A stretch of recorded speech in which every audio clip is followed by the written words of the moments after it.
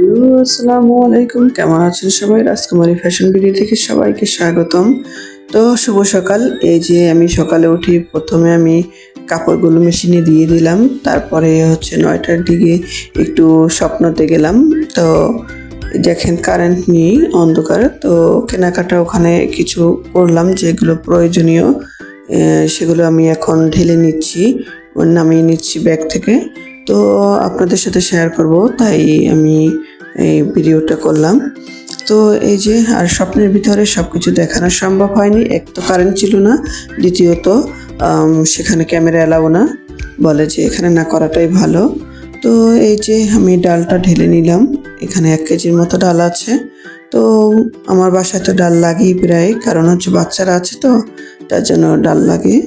তো তারপরে হচ্ছে আমি এখন অন্য যেগুলো এনেছি সেগুলো দেখাবো। এই যে আমার বাচ্চার আমি মাঝে মাঝে রাত্রের সময়টা রান্না করে দিই, তারপর হচ্ছে লম্বা সময়ে দেই, এগুলো হচ্ছে আপনার ঘি ভাজা। তারপর চিনি এনেছি 2 কেজি, দুধ এনেছি, তারপর আরও অনেক কিছু এনেছি। তো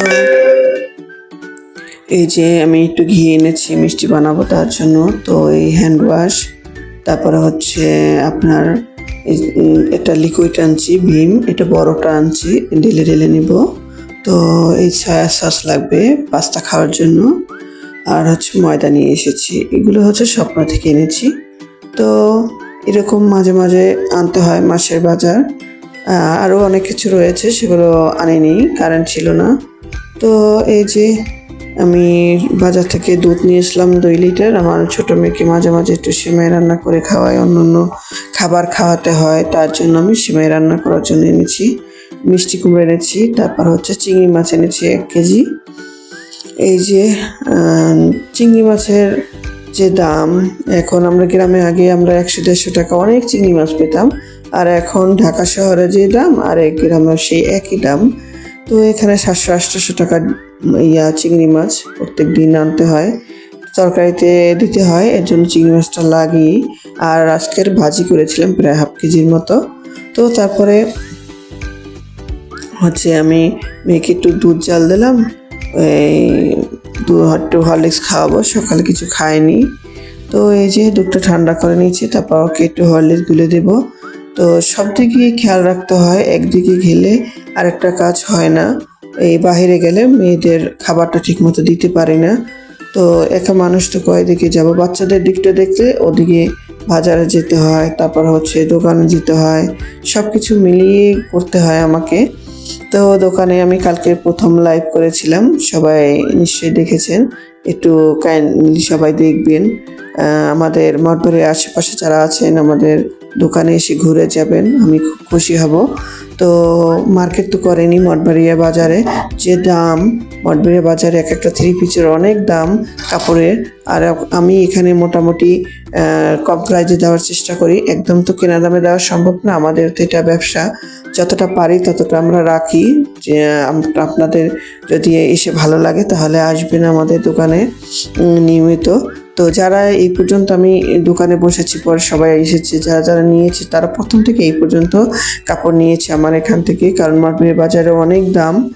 তো আপনারা আসলে আমি অনেক খুশি হব। তো এই যে আমি রান্না বান্না করছি, আপনাদের সাথে গল্প করছি। আজকে সিম্পল রান্না। আমার রান্নাঘরটা হয়েছে কি, যেখানে রান্না করি সেখানে জানলাটার আলো পড়ে, অনেক রান্না করতে সমস্যা হয়। তো দিনে রোদ পড়লে তো একদম পুরো রোদটা আমার জানলার উপরে পড়ে। এই যে আমি এখন মিষ্টি কুমড়া রান্না করছি চিংড়ি মাছ দিয়ে, আর আপনাদের সাথে গল্প করছি। তো আজকেরও দ্বিতীয় লাইভে আমি যাব, প্রত্যেকদিন আমি লাইভ করব দোকানের জন্য।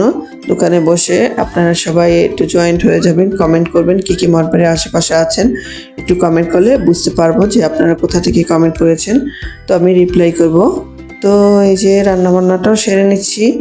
আর হচ্ছে আমি ভিডিও এখন 7-8 মিনিটের দিই, অনেকটা শর্ট করে দিই, সামনে আরও বাড়াবো, তখন বাসার অনেক কিছু দেখানো বাকি, এখনও বিছানা গোছানো এগুলো দেখানো হয় না, সময় তো হয় না আর কি। আমার তো 2 দিকে মেনটেন করতে হয়, শুধু বাসা দেখাতে তো হয় না, আমার দোকানেও যেতে হয়।